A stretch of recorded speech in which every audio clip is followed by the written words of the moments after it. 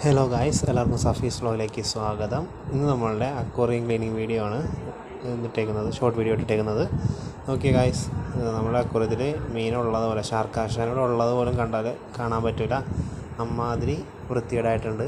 So അപ്പോൾ നമ്മൾ ഇന്നത്തെ ടാസ്ക് എന്ന് വെച്ചാൽ നമ്മുടെ അക്വേറിയം കഴുകി ഷാർക്കാശാന ആദ്യം മാറ്റണം. അതിനുശേഷം അക്വേറിയം ക്ലീൻ ചെയ്ത് വീണ്ടും അവൻ്റെ സെറ്റപ്പ് സുന്ദരക്കുട്ടപ്പനാക്കും കാരണം. ഇതാണ് നമ്മളിത്. അതിനിപ്പോൾ ആദ്യം തന്നെ നമ്മൾ ഷാർക്കാശാന എടുത്ത് നമ്മളുടെ വട്ടകയിലോട്ട് ആക്കിയിട്ടുണ്ട്. ഷാർക്കാശാൻ വളർന്നിട്ടുണ്ട് കേട്ടോ. വട്ടക നിറച്ച് നീളം, അതായത് തിങ്ങലായി തുടങ്ങി.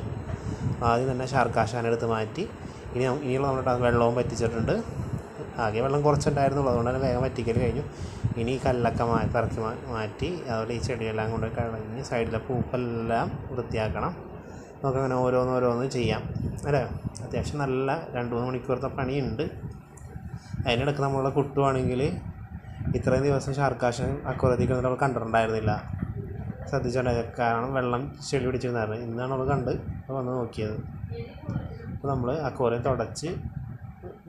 കഴുകി സൈഡിലെ പൂപ്പലെല്ലാം കളഞ്ഞ് നല്ല പുതിയ വെള്ളം നിറച്ചു.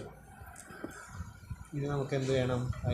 ഇത് മുകളിൽ നിന്നുള്ള വ്യൂ ആണ് കാണുന്നത്. ഇനി നമുക്ക് എന്ത് വേണം? നമുക്ക് കല്ല് നിറക്കണം. അക്വേറിയത്തിൽ ഇത്രയും വെള്ളം നമ്മൾ നിറക്കുന്നുള്ളൂ, കാരണം ഇത് ഭയങ്കര വെട്ടാനാണ്. വെട്ടി വെള്ളം പേരുടെ അകത്ത് വീഴുന്നതുകൊണ്ട് നമ്മൾ വെള്ളം കുറച്ചേ നടക്കുന്നുള്ളൂ. നമ്മൾ പിന്നെ കല്ലിട്ട് കല്ലെല്ലാം കഴുകി വൃത്തിയാക്കിയ കല്ലാണ് നമ്മൾ നിരത്തി.